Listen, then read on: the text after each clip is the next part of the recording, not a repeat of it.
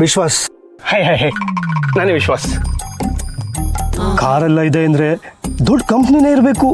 ಮಲ್ಲಿ ಸರಿಯಾದ ಕಡೆ ಲಕ್ಕಿ ಡ್ರಾ ತಗೊಂಡಿದ್ದಾಳೆ. ಹಣ ತಗೊಳ್ಳೋದ್ರಲ್ಲಿ ಚೌಕಾಸಿ ಮಾಡಕ್ಕೆ ಬಿಡಬಾರ್ದು. ನೀವೇನು ಕೆಲಸ ಮಾಡೋದು ಸರ್? ನಾನು ದೊಡ್ಡ ಬಿಸ್ನೆಸ್ ಮ್ಯಾನ್. ಎಕಾನಮಿ ಮ್ಯಾನೇಜ್ಮೆಂಟ್ ನಂದು.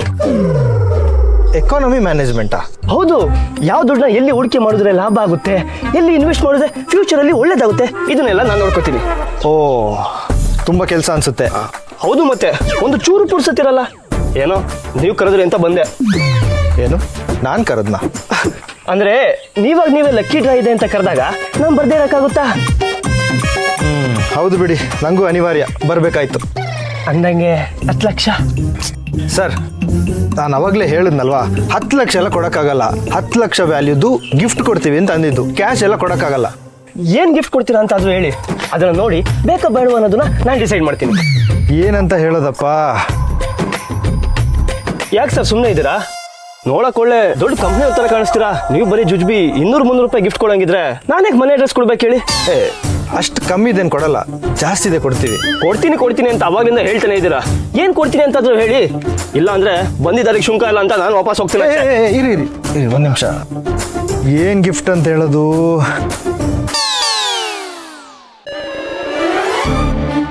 TV fridge. ಟಿವಿ ಫ್ರಿಡ್ಜಾ? ಹಾಂ. ಟಿವಿ ಎಷ್ಟು ಇಂಚಿಂದು? ಫ್ರಿಡ್ಜು ಡಬಲ್ ಡೋರ್ ತಾನೆ? ಅದೆಲ್ಲ ಕಂಪ್ನಿ ಕೊಡೋದು ಸರ್. ಹೀಗೆ ಇರುತ್ತೆ ಅಂತ ನನಗೂ ಗೊತ್ತಿಲ್ಲ. ಕೊಡ್ತೀರಾ, ಅದನ್ನ ಯೂಸ್ ಮಾಡೋಕ್ಕಾಗಬೇಕಲ್ವಾ? ಒಳ್ಳೆ ಕ್ವಾಲಿಟಿ ಇದೆ ಕೂಡ ಕೇಳಿ ನಿಮ್ಮ ಬಾಸ್ಗೆ. ಲೋ ವಿರಾಜ್, ನಿನಗೆಂಥ ಭಾವ ಸಿಕ್ಕಿದಾನೋ. ಏನು ಸರ್, ಏನು ಮಾತಾಡ್ತಾನೆ ಇಲ್ಲ? ಕೊಡ್ಸೋಣ ಸರ್, ಅದಕ್ಕೇನಂತೆ. ನಿಮ್ಮ ಮನೆ ಅಡ್ರೆಸ್ ಹೇಳಿ, ಅಲ್ಲಿಗೆ ತಲುಪಿಸ್ತೀವಿ. ಯಾಕೆ ಅರ್ಜೆಂಟ್ ಮಾಡ್ತೀರಾ ಸರ್? ಮೊದಲು ಅಮೌಂಟ್ ಬಗ್ಗೆ ಮಾತಾಡೋಣ. ಯಾವ ಅಮೌಂಟು? ಅದೇ ಬರೀ ಟಿವಿ ಫ್ರಿಡ್ಜು ಕೊಟ್ಟರೆ ಆಗುತ್ತಾ? ಟಿವಿ ಇಡೋಕ್ಕೆ ಒಂದು ಸ್ಟ್ಯಾಂಡ್ ಬೇಕಲ್ವಾ? ಫ್ರಿಡ್ಜ್ ಒಳಗೆ ತರಕಾರಿ, ಹಣ್ಣು, ಹಾಲು ತರಬೇಕಲ್ವಾ? ಅದನ್ನು ಕೊಡಬೇಕಾ? ಅಯ್ಯೋ, ನಿಮ್ಗೆ ಯಾಕೆ ತೊಂದರೆ? ನಾನು ಇದೀನಲ್ಲ. ನೀವು ಇಷ್ಟು ಅಂತ ಅಮೌಂಟ್ ಕೊಟ್ಬಿಟ್ರೆ ನಮ್ಮ ಮನೆಗೆ ಏನೇನು ಬೇಕೋ ಅದು ನಾನೇ ತಗೊಂಡೋಗ್ತೀನಿ. ಅನಾಸಿನಲ್ಲ ಇವನು, ಅಂತರ್ ಪಿಶಾಚಿ. ಎಷ್ಟೇ ಕೊಟ್ಟರು ತೃಪ್ತಿ ಇಲ್ಲ. ಅಡ್ರೆಸ್ ಒಂದು ಸಿಗಲಿ, ಇವನ್ ನಂಬರ್ ಬ್ಲಾಕ್ ಮಾಡೋದು ಹೋಗ್ಲಿ, ಅವನ ಮನೆ ಕಡೆ ತಲೆ ಹಾಕಿ ಮಲ್ಗಲ್ಲ. ಸರ್, ಏನು ಮಾತಾಡ್ತಾನೆ ಇಲ್ಲ? ಅದೆಲ್ಲ ಆಗಲ್ಲ ಸರ್. ಈಗೇನು ಈ ಪ್ರೈಸ್ ತಗೋತೀರಲ್ಲ ಬೇರೆಯವ್ರು ಕೊಡೋದಾ? ಅಯ್ಯೋ ಸರ್ ಸಿಟ್ಟು ಮಾಡ್ಕೊಂಡ್ರಾ? ನಾನೇನೋ ತಮಾಷೆ ಮಾಡಿದೆ. ಈ ವಿಶ್ವಾಸು ಹಾಗೆಲ್ಲ ದುಡ್ಡು ಕೇಳೋನಲ್ಲ. ನನ್ನ ಹೆಸರು ವಿಶ್ವಾಸ್, ನೀವು ನನ್ನ ನಂಬೋದು. ಹಾಗೆ ಬನ್ನಿ ದಾರಿಗೆ. ಈಗೇನು ನಿಮ್ಮ ಗಿಫ್ಟ್ಗಳನ್ನ ಡೆಲಿವರಿ ಮಾಡೋಕ್ಕೆ ಅಡ್ರೆಸ್ ಕೊಡ್ತೀರಾ ಇಲ್ವಾ? ಅಯ್ಯೋ, ಅದಕ್ಕೇನಂತೆ, ಬರ್ಕೊಳ್ಳಿ ಸರ್. ಹೇಳಿದ್ನಲ್ಲ ನನ್ನ ಹೆಸರೇ. ಗೊತ್ತಪ್ಪ, ಗೊತ್ತು, ನಿನ್ನ ನಂಬೋದು. ಅಡ್ರೆಸ್ ಹೇಳಿ ಸಾಕು.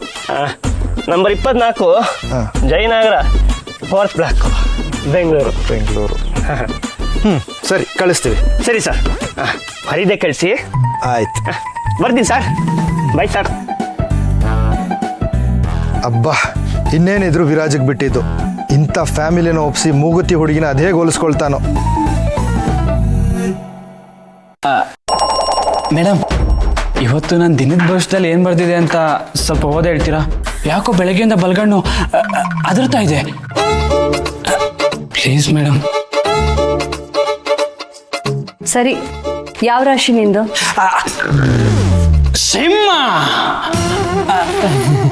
ಸಿಂಹ ಮೇಡಮ್. ದಾಂಪತ್ಯದಲ್ಲಿ ಬಿರುಕು. ಆದ್ರೆ ನಂಗಿನ್ನೂ ಮದುವೆನೇ ಆಗಿಲ್ವೇ? ಇನ್ನು ಬಿರುಕೆಲ್ಲಿಂದ ಬಿಡುತ್ತೆ? ಇನ್ನೂ ಇದೆ. ಕುಟುಂಬದಲ್ಲಿ ಕಲಹ. ಹೌದಾ? ಹಾಗಾದ್ರೆ ಇವತ್ತು ನಮ್ಮ ಮನೆಯವ್ರು ನಾನು ಫೋನೇ ಮಾಡಕ್ ಹೋಗಲ್ಲ.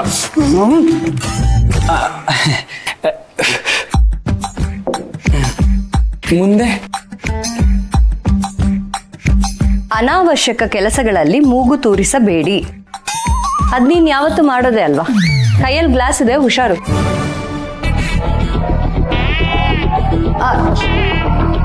ನಾಗು, ನಾನು ನಿಧಾನ ಅಂತ ಹೇಳಿದ್ದು. ನಾಗು,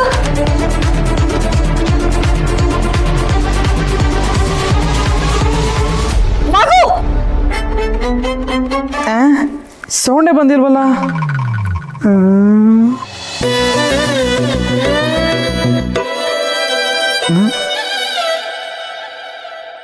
ಮಲ್ಲಿ, ಥ್ಯಾಂಕ್ ಯು. Thank you.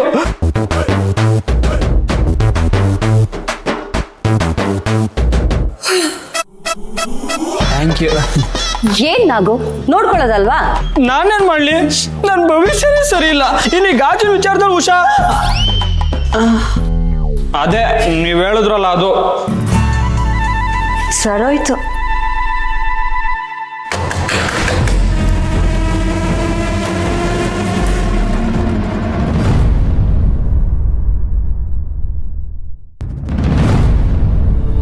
ಅವ್ರಿಗಿನ್ನೂ ಊಟ ಕೊಟ್ಟಿಲ್ವಾ? ಮಿಥಿಲಾ ಮೇಡಮ್ ಇನ್ನೂ ಬಂದಿಲ್ಲ ಅಲ್ವಾ ಮೇಡಮ್? ಮಿಥಿಲ ಬರೋ ತನಕ ಅವ್ರು ಹಸ್ಕೊಂಡೇ ಇರ್ಬೇಕಾ? ಹೋಗು, ನೀನೇ ಕೊಟ್ಬಿಟ್ ಬಾ. ನಾನಾ? ಹಾ, ನೀನೇ. ಅನಾವಶ್ಯಕ ವಿಷಯದಲ್ಲಿ ಮೂಗ್ ತೋರಿಸ್ಬಾರ್ದು ಅಂತ ನೀವೇ ಹೇಳಿದ್ರಲ್ಲ ಮೇಡಮ್. ನಾನು ಹೋಗಲ್ಲಪ್ಪ, ನನಗೆ ಭಯ ಆಗುತ್ತೆ. ನಾಗು, ಮೇಡಮ್, ಯಾರು ಊಟ ಕೊಡ್ಬೇಕಿತ್ತು? ನಾನು ಕೊಟ್ಟೆ ನಡೆಯುತ್ತಾ? ಮಲ್ಲಿ, ನೀನಾ? ರೇವತಿ ಮೇಡಮ್ಗೆ ಊಟ ಕೊಡೋದು ಅಂದ್ರೆ ಅಷ್ಟು ಸುಲಭ ಅಲ್ಲ. ಮಿಥಿಲಾ ಮೇಡಮ್ ಬಿಟ್ರೆ ಬೇರೆ ಯಾರು ಅವ್ರನ್ನ ಸುಧಾರ್ಸಕ್ಕಾಗಲ್ಲ. ಅವರು ಹೊಡೆದ್ರು ಆಶ್ಚರ್ಯ ಇಲ್ಲ, ಅದಕ್ಕೆ ಕೂಡ ಹಾಕಿರೋದು. ನಾಗು.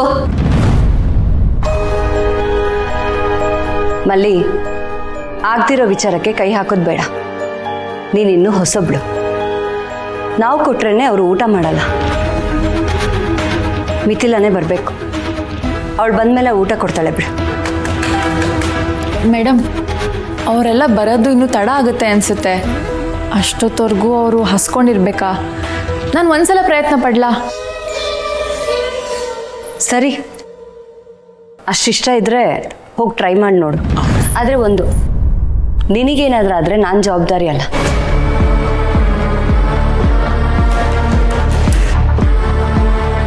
ನಿನ್ಗೇನಾದ್ರೂ ನಾನು ಜವಾಬ್ದಾರಿ ಅಲ್ಲ.